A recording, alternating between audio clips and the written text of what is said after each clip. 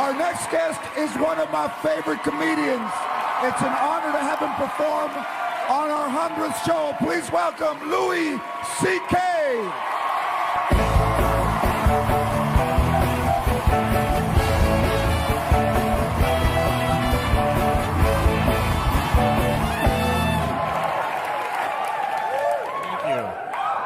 Thank you. Thank you very much. This is exciting. My nipples are hard right now. They are. I just noticed it. Ooh, that kind of hurts. Hello, everybody. Nice to see you all. My name is Louis. I'm a 42-year-old divorced father. I got two kids, two girls, and it's the hardest part of being a parent really is just the days that you spend with your kids. That's really, ask any parent. You ask parents, like, is it the worrying? Is it saving? But no, it's just the days. It's just every day. My kids wake me up at 6 o'clock in the morning. Okay, I don't get up at 6. Before I had kids, I blew off whole careers because I didn't want to get up. Like, I just won't be that then. And then you take them to school, and then you pick them up, take them home, then it's like, how early can I put them to bed that isn't child abuse? Like 4 p.m.? Putting your kids to bed is murder, because they don't want to do it. They're just laying awake, just like Clockwork Orange, just so excited. And I just want them to stop. I want to stop their ceaseless joy for life. So I can go watch Cash Cab and jack off and pass out. That's all I want. I love my kids, but I want them to stop at bedtime. So I just want them to go to sleep so I can eat all the ice cream in a house that would break their hearts if they knew how much ice cream. There's so much ice cream in the house, and I never give it to them. It's mine. I wait till they're sleeping, and I eat it in their room in the dark over their beds. And also, I'm a divorced dad, so when I'm with my kids, it's just me and two little girls. And that's a challenge. There's certain things like we're in the airport the other day. I was taking my kids somewhere in New York, and they had to go to the bathroom. Now, when kids have to go to the bathroom, you don't get much warning. They don't go, hey, Dad, I kind of have to go. Should we start looking for a place? They just go, I'm going to poop in my pants in T-minus 5, 4, 3, then it's over. So you got to find a place. Now, take yourself through that logically. I'm a man. I've got two little girls. I'm not allowed in the ladies' room. I mean, not me personally. I didn't get banned. I can't go in the ladies' room because I got a big old penis, so I just can't go in. I'm not bragging that it's not big like porny, thrusty penis. It's just big like an old man's nose, just kind of like just kind of droop, like a lava lamp, just bloop. It's big in an upsetting way. Don't ever look at my penis. It's awful.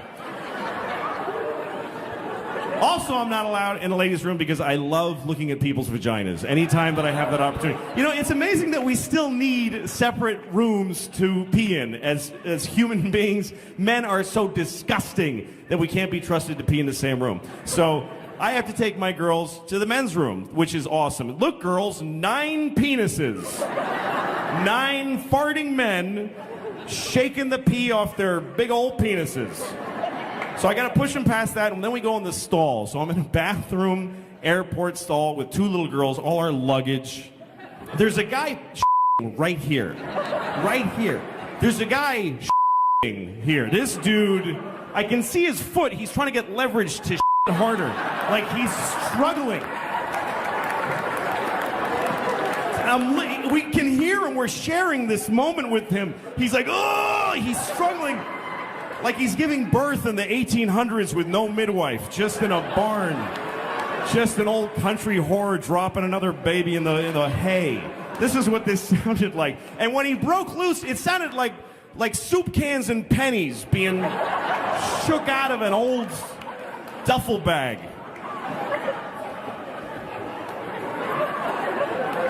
And he's this close to my beautiful daughter's little tiny face, who, by the way, is shitting her brains out. This kid is no princess. She is cracking pipes.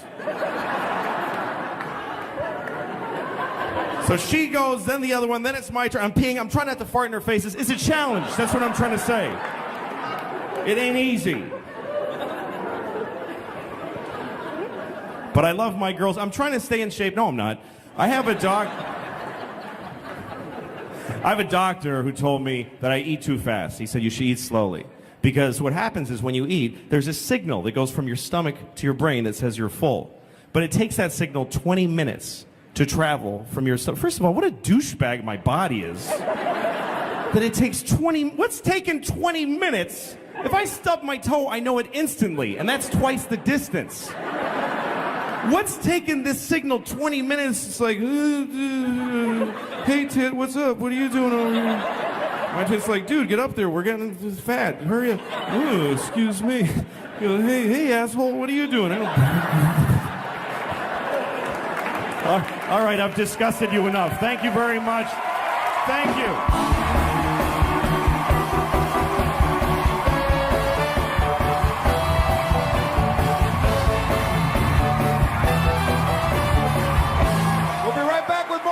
CK, don't go nowhere.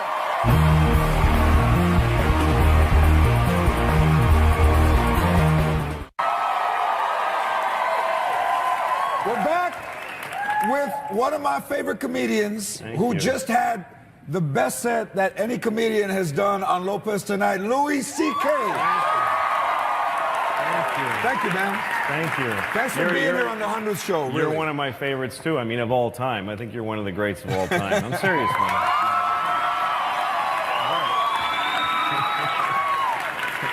And we've been friends a long time, but we've never formally hung out. No. Yeah. Because you live in New York. That's right. And I live here. That's so right. I'm going to New York this weekend. Oh, good. But when you're out here, do you like being out here? No, I hate it. I hate it. It's just a different... I think the thing about New York, people think that people are rude there. You know, and they're friendly in a different way. Like, a New Yorker will hold the door for you, but you got to get through the door. Like, you have like 2 seconds before the nice gesture becomes hatred, like seething hatred. You're like, go ahead. Go! All right, jeez. I'm in a hurry. I wasn't before. I wasn't even going in that building, but I guess I have to. Because you're making me. But people are used to being with each other. The thing about LA is that people are all in their cars, and they don't think about the people in the other cars as human beings sometimes. And things get kind of... People honk all the time here. And I really believe this, George, that if you own a car and you ever honked your horn once, you're a piece of I really believe that. There's no legitimate reason to honk a horn. It's only selfish. It's supposed to be for safety, but what's that story that ends with, and then he honked his horn and everyone was saved? Like, what is that story? I think the idea in our heads is you'll be driving and a kid will run out in front of you, so you'll honk and then kill him. That's what would happen if you chose to spend your time beep. Well, he's dead now. At least he died in fear instead of joyful play. I got to announce his death with a horn. But no, the reason people honk is to critique that has already happened. What do you mean? Like what? Like what? Well, like it's not to avert, it's just to go beep, hey. Like, why do you get to sound a trumpet because you're unhappy? Why does everybody beep? You shouldn't. It's no different than being in a store and someone gets in front of you and you just go, ugh, ugh. It's stupid. The other reason people honk is because they just don't want to wait. You're sitting in your car, you're sitting behind another car, the light turns green, and because he doesn't have your central nervous system, you go, bah! And I don't mean to accuse because I honk at everybody. And there's no... I do. I honk at people on the sidewalk for being ugly. I'm the worst. Beep, stay home, it's gross. So I'm worse than anybody else. But tell everybody the story about how you almost got killed driving, but not in an accident. Just tell. No, I almost got murdered by a young fellow. I was driving. I was living here at the time, and I was driving really fast. I was speeding because I was in a hurry. So I was making other people almost die because my bad judgment. So I'm driving, and then I realize there's a car next to me who's driving fast. It's a kid, like 19 years old, in a green Honda that he made at his house. You know those cars? I do. He's got spiky hair. And he keeps, so I'm like, good, I don't care. You know, let's both get to my show on time. I'm fine. He thinks we're racing. I'm not racing. But so we get to the next red light, and he's looking at me, and he's going, woo, like this, and I go, what happened to your hand? Like, I don't understand I don't know what that means. If other people don't know the thing, it doesn't scare them. He's like, yeah, woo, and I'm like, I don't know it. So he goes, I said to him, listen, I'm not trying to go fast relative to you. I just have my own independent reason for my speed. And he got angry at all the words and everything, and he pulled out a gun, and he pointed it at me. So I go through the red light. And he does too. And I was like, oh, I'm thinking, oh, he's trying to kill me, but he's not gonna go through a red light. You know? I'm sure he's thinking ahead to how that's gonna hurt his insurance premiums in the long run. So now I'm in a car chase in LA. I'm being chased, and it doesn't feel like a car chase. It's a beautiful day. I'm listening to Simon and Garfunkel on my radio. Being chased through, I am just a poor boy, though my story's seldom told. I've wondered. So I call 911 on my cell phone, and I go, there's a guy chasing me with a gun, and he's trying to kill me. That's what I said. And the lady goes, why is he doing that? I swear to God, why is he doing that? I'm like, is there a reason he could have that you would not send anyone to help me? Like, if I tell her the story...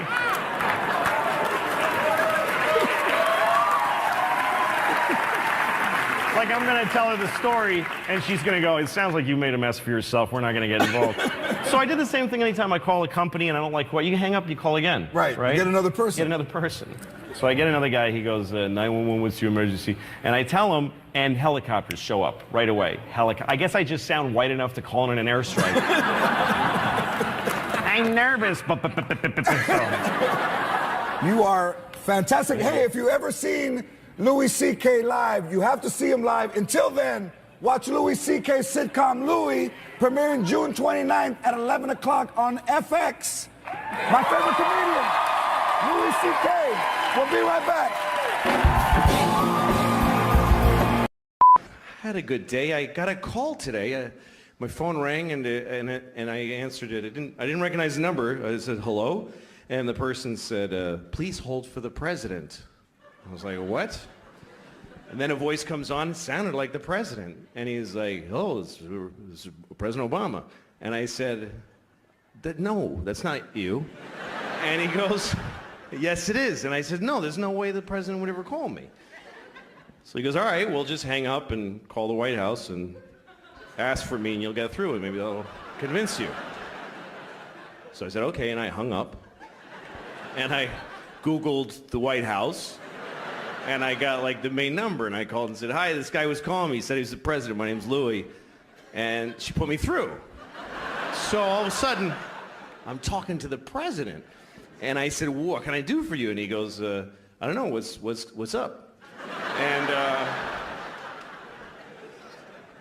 he said, where are you? I said, I'm in Phoenix. And he said, I heard they're all fags there. I know.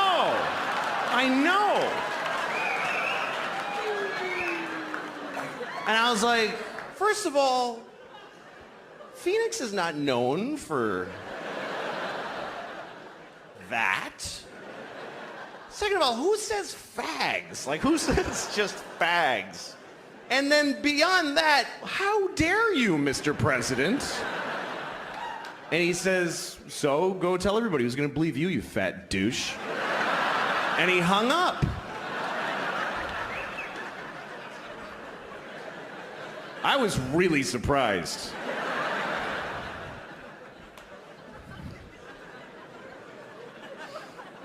That's what I would do. If I was the president, I would just bother people. I would just fly around the country, go to like Wisconsin, go to some guy's house at 3 in the morning, and just drink out of the milk carton. So tell everybody, just piss on the floor. Who's gonna believe you? Yeah, go tell everybody the president pissed on your floor at 3 in the morning. Go ahead. To me, that would be the whole point of being president. Is getting to do that. I work a lot of different kinds of places. Sometimes I play clubs or theaters, and sometimes I play casinos. Casinos are fun because, first of all, they pay just dick shitloads of money. Just crazy. That's more than shitloads, because it's dick shitloads. I guess because some came out your dick, because it's even more. So, and then they just give the tickets to criminals or whatever. It's a weird show, a casino.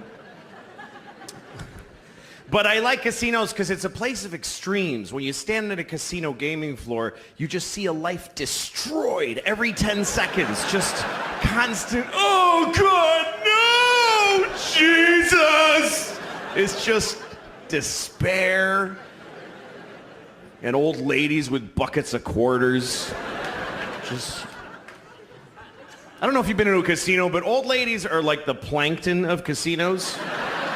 They kind of flow in the mouth, just dump all their quarters, and then get shit out dead out the back. There's a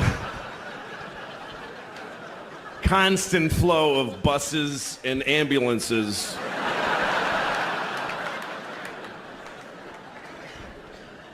In every casino. And the dog's not a dog. That's not a dog.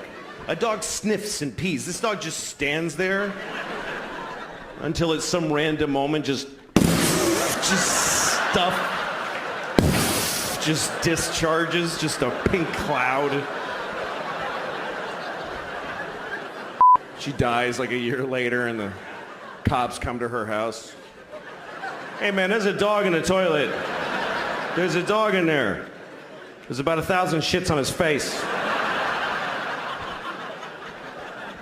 Yeah, most of us don't get eaten. That's a very uncommon way for a human being to die, is getting eaten. But we still have fear. We still have that fear that comes from having been in the food chain, but we don't know what to do with it. Especially in America, because there's not that much that's that scary. So we just have weird fear, like, I'm afraid of elevators.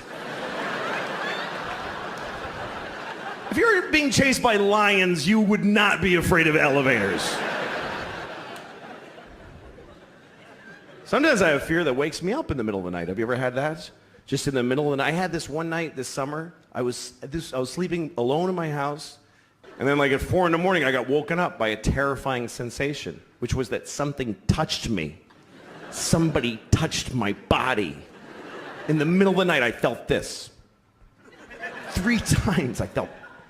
And I woke up, and there's nobody there, but I'm like, there's somebody here. You ever wake up in the middle of the night and you're like, there's someone in the room? So what do? You just lay perfectly still. Because these are the rules that you decide on. As long as I don't move, they can't begin harming me yet. Why would that be the case? Instead of the opposite of that. Like someone's in your room with a knife over your bed. I wish he would move so I could stab him.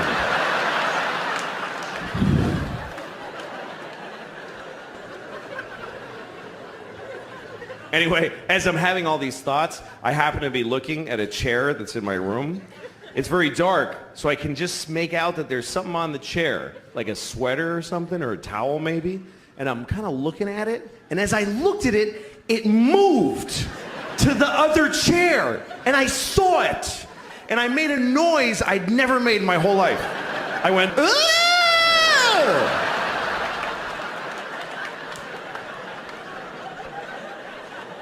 And I was immediately so disappointed that that's the noise I make when the shit goes down. Because you can't choose that noise. It just comes out of you. "Aah!" And then I started hitting the lamp on the table next to me. I'm just hitting it. Because when you're scared, you can't work little electronic-y, switchy things. Help!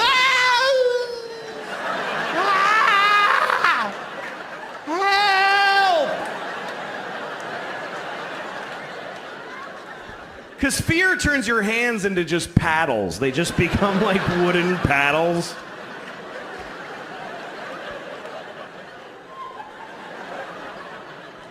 Anyway, somehow the light actually went on. And there on the chair was a cat. I don't have a cat. There's just all of a sudden a fucking cat in my room. And he's looking at me with that asshole cat face, like. And I go, "Ah!" And he runs out the window. So he must have come in the window. That's what I figured out. He came in the window and then he walked on my body. I was just used to not have. My mom used to be aggressively poor. Like when we would go shopping, she would buy the worst version of everything, even if it wasn't cheaper. Like just to go, we're poor. Like she would buy saltine crackers with no salt on them. Saltless saltine crackers. And you could tell they had salt on them. They're pock marks. But they made them with salt. And then the guy in the saltine factory takes his Discover card and scrapes off the salt or something. He was so angry, he came back. He came back to me. He said, "Why didn't you tell me that you live here?" And I said, "Because I don't have to tell you anything ever." Right? There are no words that I must say to you.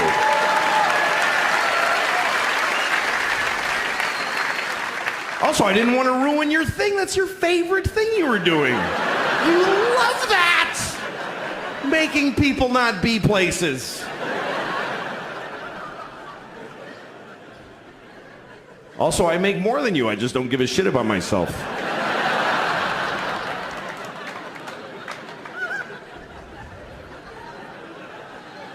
Anyway, he didn't say anything after that because, well, the whole thing didn't really happen.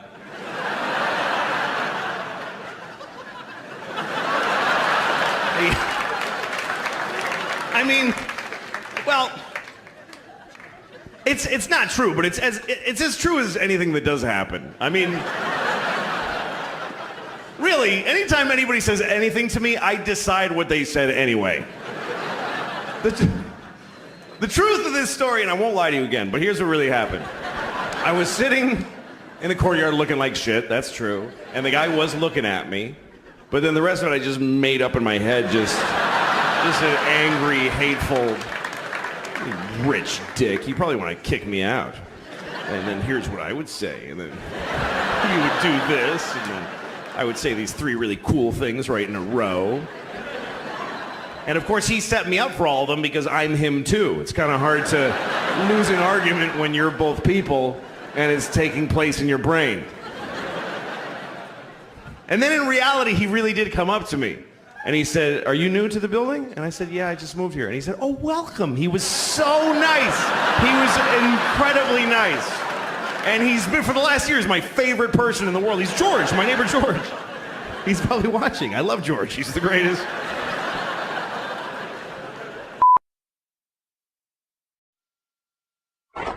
Thank you very much. Thanks, everybody. Hello. Nice to be here. How are you doing? Good. Good, good. Nice to be here. I'm broke. Anybody else broke? You ever get so broke that the bank starts charging you money for not having enough money? That's fucking broke, man. Bank called me up, they're like, "Hi, we're calling because you don't have enough money." I'm like, "I know." She's like, "Sir, you have insufficient funds." Well, that's a good way to put it too. I agree with that.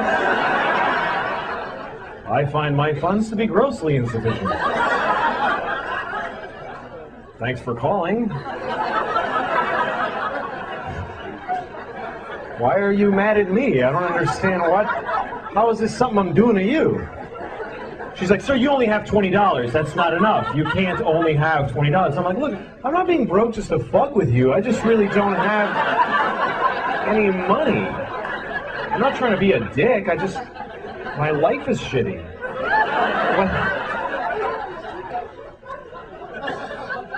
So they charged me. They charged me $15.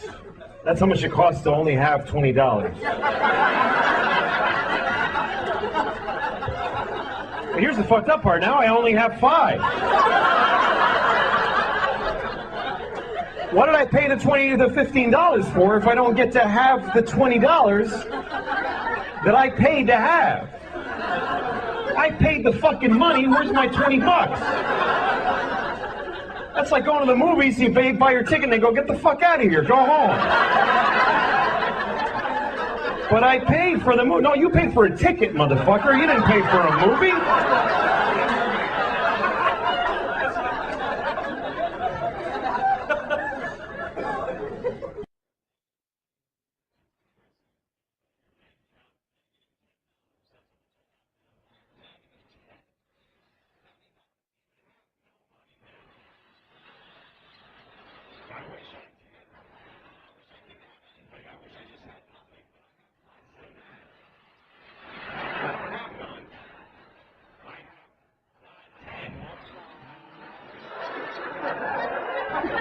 I can't, I'm like, if it's free, I can't fucking afford it.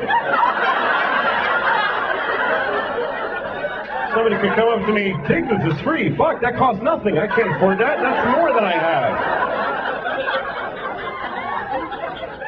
I gotta raise $10 to be broke. That's where I'm at. That's not good. That's bad. Apparently some of you are in the same fucking position. How's your economy doing? Shit. No, I'm glad you appreciate that story. Not everybody appreciates that story. I told that story about a week ago in Orange County, California, and all these rich motherfuckers looking at me with their bow tans and their golf shirts and penny loafers. They're all looking at me like, well, yeah. Like, you were financially irresponsible, you had to pay the price. I don't frankly see what you're angry about. The bank has a right to accrue a fee, clearly.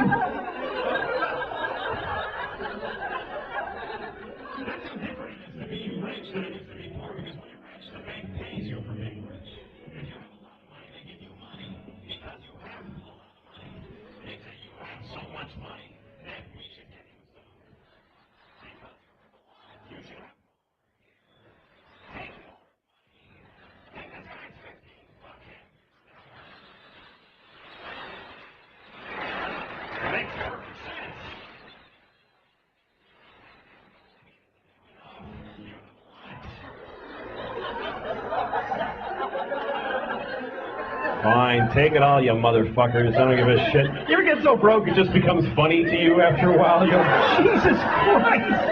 I have no fucking money! Jesus! People call you, hi, we're gonna turn off the... Yeah, fuck it! Turn it off, man! Turn it off! I don't give a shit! When can you make a payment? I ain't paying anything! What am I gonna fucking pay you with? I fucking sold the phone. I don't need it now. Damn it, man. This shit's brutal. I live in New York too, and man, you can't get along with no money in New York. You gotta live in these tiny places. I have this apartment, right? And we have this, okay, here's the toilet, right? I'm on the toilet. This is how small the apartment is. The tub is right here, like right next to the toilet. Then there's a wall, like right fucking here, like right, there's no... You get squeezed in, and here's the worst part. I have to put a foot in the tub to use this toilet, because otherwise I gotta go like this. Who shits like this with their knees together? I'm pooping.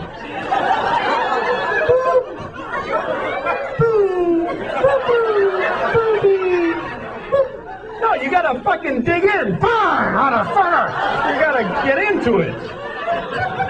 And in order to achieve this position, I have to put a foot in the tub. Now try putting a foot in the tub when your pants are at your ankles. You can't, they both want to go, right? So I have to take off the whole pant leg, which means I have to take a shoe off every time I take a shit. Every time. And sometimes that's okay, but a lot of times it fucking isn't okay. Sometimes I didn't plan effectively, and I'm 10 blocks from my house, and I've got to shit. You know when you can't run because you'll bounce it out, so you got to kind of glide, and you're going, come on! God damn it! And you stop occasionally. Fuck! Come on, man! God. Okay, I'm gonna make it. And I always get to this point where like, I'm gonna make it. I'm fucking fine. I'm fine. mind over matter. I'm going to make it. And then I see my house. I just see it. And my eyes tell the rest of me, fuck it, man, let go. We're here. There's no need to hold on anymore. We've made it. Because my eyes are fucking retarded, and they don't know the difference between the outside and the inside of my house. So now I got like Olympic seconds to fucking get in my house and open the door to the bathroom, and I gotta take a fucking shoe off? Are you... I have shit my pants 13 times. I couldn't keep a straight face with that. All right. Oh, shut up. You better leave now. It doesn't get any better. Anyway. No, fine, sorry, blah, blah. So anyway, no money. I guess I'm white trash officially, and white trash is a very funny expression to me because it's the only racial expression you can use, and no one gets offended. Nobody gives a shit when you say white trash. Nobody gets all quiet like, hey man, why are you talking like that? That's not cool. Nobody defends white trash. You can be talking to the most liberal hippie in the world. You go, hey, I saw this guy, he was white trash. He'll go, ha ha, fuck that guy. White trash piece of shit. Let's laugh at him because he's poor and he's starving to death. Fucking loser. He lives in a trailer because he can't afford a house. Let's go shit right in his face right now. That's why they're funny to us, because they're fucking poor. He wears stupid clothes because they're fucking free so he can eat. Ha fucking ha! Man, it's depressing in this country. You ever drive through whole towns where everybody's life is shit in the whole town? Everybody just standing in front of their house like...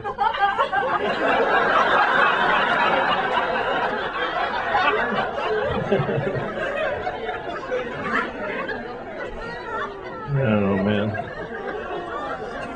This is a weird election, too. People got weird, man. I was driving through this town in upstate New York. This guy's standing there with a sign that says, honk if you love America. Now, I love America, but I'm looking at this guy and I'm thinking, what the fuck are you doing, man? This is your day? You're gonna stand at this red light with this fucking sign? What is wrong with you? And he's looking at me because he's angry that I haven't honked yet. And now he's trying to intimidate me. He's like, fucking honk, motherfucker! Honk! And then I decide, you know what, I'm not honking. And you know why? Because fuck this guy, that's why. He doesn't get to decide this rule for the whole fucking intersection. Just because he's got a magic marker and no job, now I have to honk?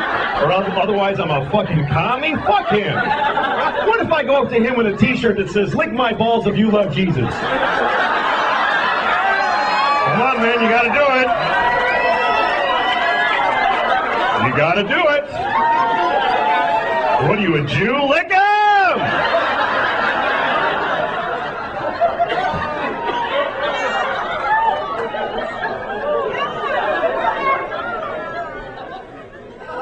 Louis was saying that he's had a few radio interviews he wants to talk about really quickly. Because he goes around the country and he's on a lot of radio shows. Yeah, everywhere. Are we one of the better ones, Lou? Oh, you're the best. I mean, there's not... Well, you have to say that because you're here now. No, I wouldn't do that. Is it between us and I wouldn't do that. No. And then someone else is going to call you out like, oh, come on, I was just saying it because, you know... Yeah, who am I offending that I care about right now? Neil Bortz. Neil Bortz. I don't know who that is. But no, there's both of these things happening on shows that I like, actually. And I don't even remember. The first one was, just see if you can guess who the person was in the room that did this in each show. You don't know the names, but the type of person it was. Yeah. Once I was talking about my ankle being worn out. It's a bit that I did. Heather Mills. And I go, I don't even understand that. Septic model. Exactly. Just talking about people with no legs. Oh, okay. No legs? You said ankle, so I was assuming. Oh, leg ankle. missing. Oh my God. I didn't really? say it was a home run, Lou, but I didn't realize. Better than a thirsty mouse. What? Thirsty mouth? Thirsty mouse. I think No! I think it's a thirsty mouth. That's what No, I thought I he said said too. thirsty mouse. Maybe I ought to leave the mice jokes to Jimmy today. I'm sorry, Lou. Go ahead. They're in his wheelhouse, I think. Yeah. Yeah. No, I was talking about being 40. I'm 41. And how when you go to the doctor, they don't try to fix anything anymore. I go to the doctor because my ankle hurt for 3 months, and the doctor just says, yeah, your ankle's worn out. That's all. Wear and tear. Just take lots of leave. Yeah, that's what he said. And I'm like, well, what if I was an athlete? And he says, well, you're not an athlete, so no. So we don't have to worry keep about those it. options off the table. And so I'm grousing about that and getting some laughs. And so a person in that studio, this was on the radio, on the phone, goes, really? Because I would think at 40 you would still be getting some solutions from the doctor. The hole. Yeah, isn't that weird that it The was... hole. The chick. I mean, They insist just all these... shuts, and all the laughter stops. Yeah. That's... I would think that at 40 the doctor would still come up with some options for you there. Thank you. Why did... Fun kryptonite. And so there's a pause, and then I go, yeah, he didn't is what I'm saying. Where I'm going with this is that he didn't. That's the engine of this piece of comedy. That's how it functions, is that it didn't. Get it, dummy? What are you helping by correcting the piece of Yeah. comedy? You would think. The whole point of any piece of comedy is that you're inflating and exaggerating to a comedic effect. So it's the easiest thing to cut the legs out from under it. It's the easiest, stupidest, most worthless thing to I do. hope you gave her this speech. No, I didn't. I just said, I packed all of that into, he didn't is what I'm saying. Right. And I just sat there so mad, and then the rest of the interview, I'm just like, yeah, and just answering questions, yes or no, and I just want to get off the phone. Well, she doesn't understand because, again, we've said before that when certain holes just leak brains and humor out of them. And that's why when they're on a radio show, they just get up and their seat has funny on it, but the mic has none in it. No, it's like the fun of the show is a balloon, and she literally put a vagina on the side of the balloon and let the fun out. They insist on having the women part of these morning shows. And then there was Don't another, get that it. was somewhere in Pennsylvania. I don't remember where. And then there was a show in Albany, and it's a show I really like doing. But we're talking about my kids, and I go, yeah, I've got 2 kids, and I'm divorced now, so I have my kids with me by myself all the time because we share custody. And it's hard. I have to have like I had to take a dump the other day, and I had to do it. Can I say that? They're not going to. Oh, yeah. I had to do it with the door open because I got 2 kids to watch. Nobody else is home, so I can't unless I'm going to gather them into the bathroom to watch Daddy take a poop. I've got to have the door open while I'm watching the kids. Right. And she goes, same person, basically, just keeps moving other cities within the same morning somehow. Same genitals, Same different day. show. Yeah. She goes, really? Because your daughter's 7, I would think that she could take care of herself while you're doing that. Oh my God, that's not the point. Oh you my idiot. God. That's not the point. And I was like, well, yeah. And then I went the other way with that one. I'm like, okay, that's how you want to do your show? Yeah. It's like, yeah, no, I guess that's true. I guess she could have. You're right. Just clotheslined your jokes. Why would the Jews go into the bar? If they owned it, wouldn't they have been there already going over the books and the deliveries? Yes. Yeah, a guy who goes into a bar with a duck on his head, and the bartender says, what do you want, or something, and it's always the duck says something. Really, because I didn't think that ducks had the power of speech. Yes. And why wouldn't the bartender comment on the duck as opposed Yeah. to just speaking? Really, because usually when I go to a bar, they don't even talk to me. They just seem real busy. There's an easier way to keep them from jumping on the bed. Yeah. Wouldn't a duck fall off? They are horrendous when it comes to radio shows. God. They're like Andy Rooney with breasts. There's No, but nobody here's the to thing blame. is that I know many, many funny women, and I don't think it's a female trait. No. But no man has or will ever do that. No. In the history of my life. You kind of know what's going on, and Because only a hole would be that dumb. But as a sex, I don't believe that it's a trait. on No, I radio, just make there's an improv, which is a boring art, but there's art to it, which is it's called yes and. That's the rule of improv. It means that if somebody posits a idea, you don't say nah, because you've just destroyed the whole show. You say yes and you add something. You Right. accept their premise and you add to it and you keep building that way. You don't just go no. I did improv once, and I just because it made me look good and made them all look bad. I was the no guy, and I shut down every scene that started. They're like, "Oh, sir, isn't this the restaurant where everybody's crazy?" I'm like, "No, it's a fine restaurant. There's nothing going on." Oh, okay. Could you please tell me where the silly restaurant is? I never heard of any place like that. Yes. Why would anyone go to a place like that? Would you want to eat something? Yeah. And everybody just, but I got huge laughs. I'll have the steak then. That's hilarious. Oh, is that really great? good. Screw them. You think improv's it is a little bit boring, isn't it, most times? Yeah. A lot of times I've seen improv, it's very good. No. All right. Stupid holes. They just wreck. Why are they such a staple? Oh, It really is. Now, Anthony. Come on. But really, even more than that noise, it's that thing of like questioning what is the value of that? What do you think? Is this like the 60 minutes of my bits? Is this like you're exposing my bits so that they won't work and your show will be boring? We looked into Louis C.K.'s bit and found he wasn't being completely accurate. We visited this doctor that has done much work on 40-year-olds. It turns out he offered many solutions to Mr. C.K., which he did not bring up during the comedic bit. I went in with a hidden camera and said I have a problem ankle. Stop it. He offered me a lot of solutions. No, it's not funny. Yeah, there it is. You know you're right. Oh, Anthony. Oh, you know you're going to go to hell for this. Oh, I know. Yeah. I don't get it. Yeah. That's the one. I don't get it. Yeah. Oh, guys. Uh-huh. That's the best one. It's like, oh, guys, like, stop the craziness now. Oh. Oh, yeah. Ugh. Now, guys, let's not make fun of people. Yeah, that's the number one rule. Let's just not make fun. Yeah. Anyway, yeah. They're devoid of humor. And if there are people that are funny in the room, it's just over. And I don't know why program directors or shows think it's a good thing to have that. We were told so many times, you guys, I think maybe a girl in there, a woman, her side, her point of... No. Why do we want that on this show? If you stumbled upon a woman who is really funny and added things, then maybe you'd put her on the show. But to have somebody because that's the way they get put in is, you're here to be on give the women a side of the show, which has to be contrary, has to be just worthless and shutdowny. Because the women will look at you like you're keeping them in control. The guys think they're in charge, but we all know who's really in charge here. Gang rape on the console. Show her who's boss. We just like doing horrific things to women on our show. Not having them as an equal to what we're trying to do every morning. We doing here. Yeah.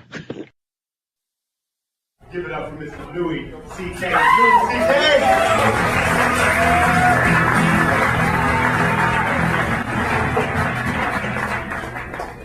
Hello, everybody. How are you? Good. I'm doing well. I had a good day today. I went to the movies, and before the movie now, they show you that whole presentation where they explain that you shouldn't download movies on the internet because you're hurting all the people that work on the movies. They need to feed their families. So you shouldn't download movies on the internet. And I thought, holy shit, I had no idea. I just didn't know you could download movies on the internet. That is great news. I'm going to download all of them. I went to the park today. I like going to the park because I can masturbate without my wife bothering me.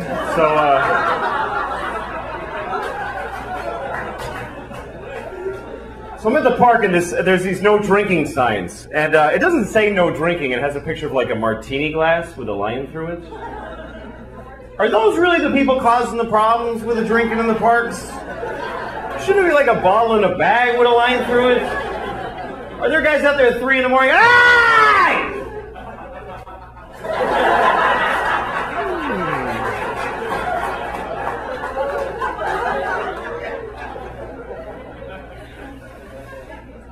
So, my wife and I got in a big fight today because she says I don't listen to her, and I don't.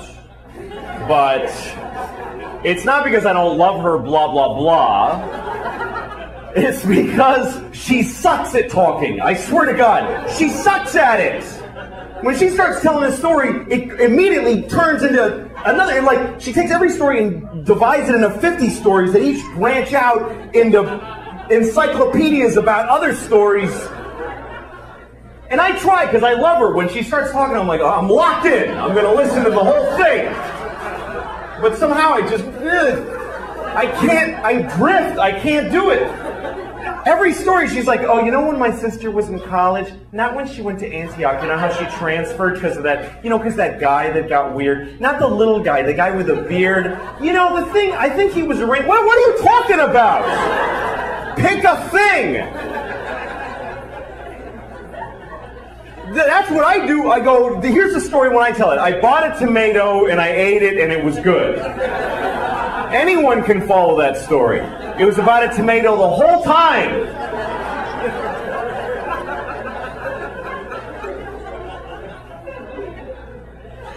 No, she's great. She is. I love her. I mean, without her, I'd be living under a bridge somewhere. God, that would be great. How great would that be? I would love that. We have a baby, and oh my God. When you have a baby, everything changes. And people tell you, they go, your whole life is going to change. And they were right. I think the biggest difference between my life now and before we had the baby is that now we have a baby. We have a baby. You know, that's a huge responsibility. You got to not leave them outside. You got a lot of stuff you got to take care of constantly. No, it's great, though. My father told me when I was a kid, he said, you're not going to know what it is to be a real man until you hold a tiny baby in your arms. And I didn't understand that then, but I do now, because I held my baby in my arms and I felt like a real man, because I could crush that. They're kind of,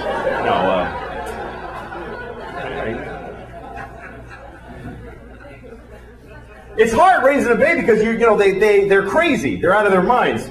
It was Easter, okay, and we're painting eggs, and so she broke an egg. So of course she's got to cry about that like a bitch for like half an hour.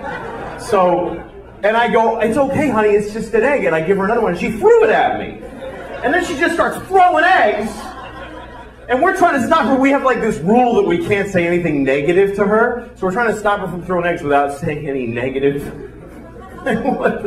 Like, how about not throwing the eggs? That would be interesting. Finally, my wife goes, we were having a nice Easter, but now we're not. And it's because of you. Yeah, that's really positive, honey. Why don't you just punch her in the face? Just punch her right in the face. You might get over that. The worst word a baby has when she learns it is the word why. I hate the word why. I really hate it. And it's not, look, like I used to judge other parents, but I don't anymore. Like, when you're like at McDonald's and you see a mother or father with a kid, and the kid looks so cute and she's eating fries, and the mother or father's like, oh God, oh Jesus Christ. Oh, I hate this, I hate it, I hate it, I hate it, I hate it. And then a little kid says something like, Mama, why are those people standing there? And she goes, just shut up and eat your fries. And you go, what a horrible mother. Why doesn't she just answer her? How hard can it be to just answer her? You know what? You don't know what you're talking about. Because when a kid asks a question why, you tell her why, and she wants to know why that, too. And then you tell her why that. She wants to know why that. She takes every idea and deconstructs it to the point, I don't even know who I am anymore when we finish talking. The other day she's like, Papa, why is there rain? Oh, because the water fell out of the sky. Why? Because it was in a cloud. Why? Because it came from the lake. Why? Because it got hot and it evaporated. Why? Because the earth is hotter when it's nearer to the sun. Why? I don't know. I don't know. Why? Because I didn't pay attention when it was taught to me in school. I didn't listen to anything anybody said to me. Why? Because I have no moral compass and I'm useless. I've never done the right thing. Why? Because my parents didn't raise me right. They didn't even try. Why? Because they just had sex in a car, and here I am, and they've just been waiting for me to get out of their lives. I'm only stopping to be polite. It goes on for hours. Hours. It gets so abstract. She's like, why? Well, because some things are, and some things are not. Why? Because things that are not can't be. Why? Because then nothing would be aren't. There wouldn't be any not things. Why? Eat your fucking fries. Shut the fuck up and eat your fries. Fucking little motherfucker. Jesus Christ.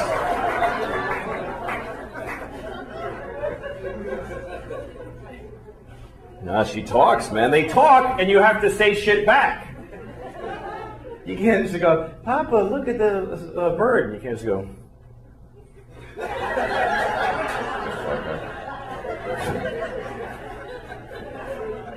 I always want to do that. Like, she says really weird shit sometimes. The other day she said to me, Indian beauty.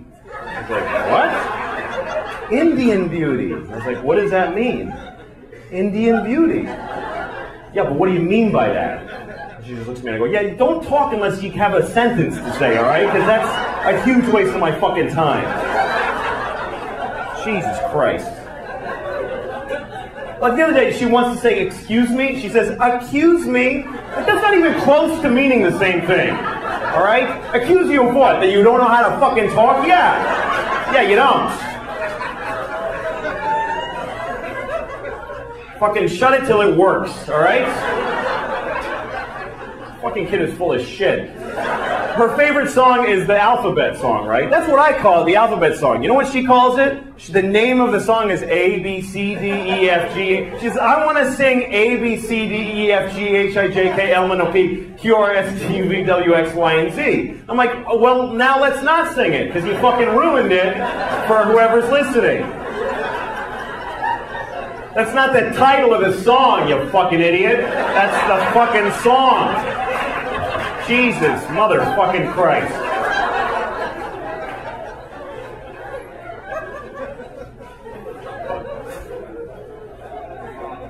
Anyway, so that's my kid. I know I'm going to hell, but so is every other parent, because you're all the same. It's fucking horrible. Hell is an interesting thought, though. What is hell really like? I always wonder, is there like a schedule in hell? Like they tell you first, okay, you go in that room, and then some monster fucks you up the ass for 1,000 years. Then you come out and you're like, woo! Woo! Man, that was, like, don't go in there again. Whoa! To the next person, if I were you, I'd, you know. And they go, all right, now you're scheduled to go in there. You go in there and they rip off your head. They always show, like in these pictures, they rip off your head, but then they got to sew it back on so they can keep fucking with you. Like they rip it off, and all right, put them back together because otherwise you can't torture them anymore. And then, but what if you're in hell and you're not sure what's next? Like they go, just go wait over there for a minute. And you're waiting like in a hallway in hell, and some demon comes up to you. Come over here, you suck my dick. Now you're blowing this demon and you're in hell and it's awful. And he comes in your face, runs away laughing, whatever. But what if after you blow that demon, some guy in charge of hell walks in and he goes, you know, you didn't have to blow that guy. He just hangs out here. He's not part of your damnation or anything. What did you blow him for? He said, suck my dick, so say no. What are you, pussy? Jesus, man. Stick up for yourself. Fucking loser. He blew Joey. You believe this guy? Sorry, I gotta go. I was walking past a yoga spinning fucking people place, and the door was open, and I look inside, and this guy's standing in front of a class, and he's just going like this, and he's going, come on, do it, come on, and everybody, all strangers that don't know each other, are going like this, and he's going, come on, all right, come on. And I thought, what fucking power this guy has. I wish I had that power over people. Even without the conceit of a class. Wouldn't it be great to be able to do that, like in an airport? A bunch of people waiting at a gate for a plane. It's like, come on, everybody do this!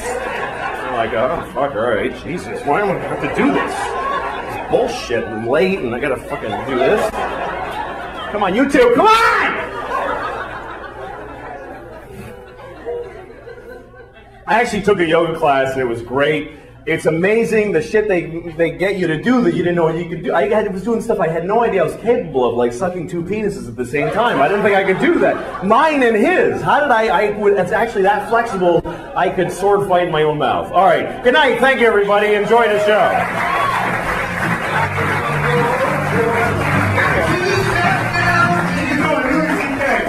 Thanks, man. Thanks for coming, guys.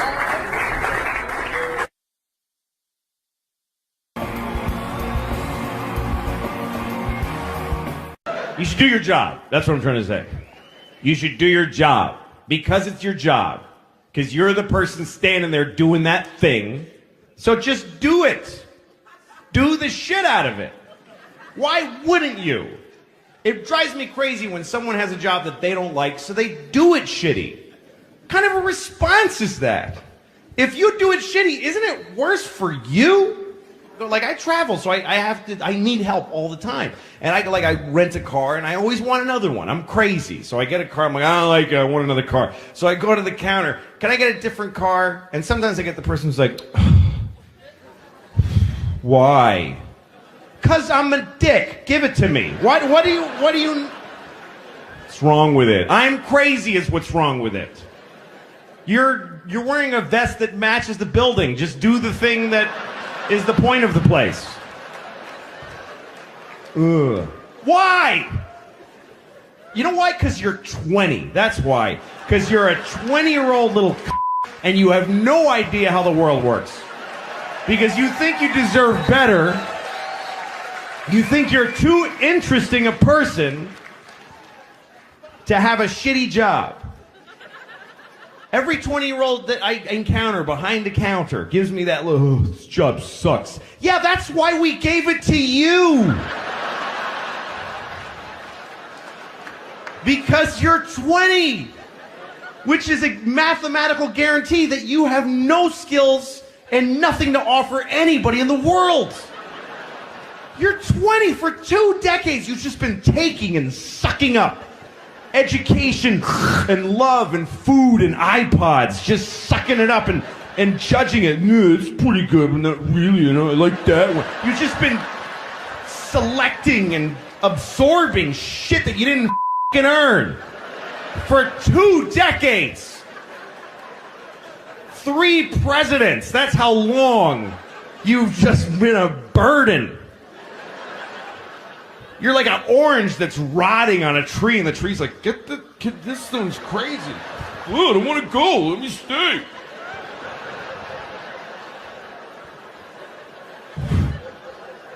You're 20. You've never done any. If you're 20 years old, I guarantee you, you have never done anything for anybody ever. Never. Yes, you went on a school trip to Guatemala, and they told you helped, but you totally did not help.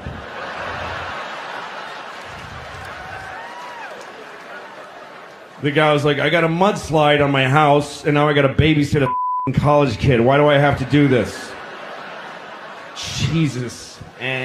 Just take her picture with a shovel and send her home so she can put it on Facebook.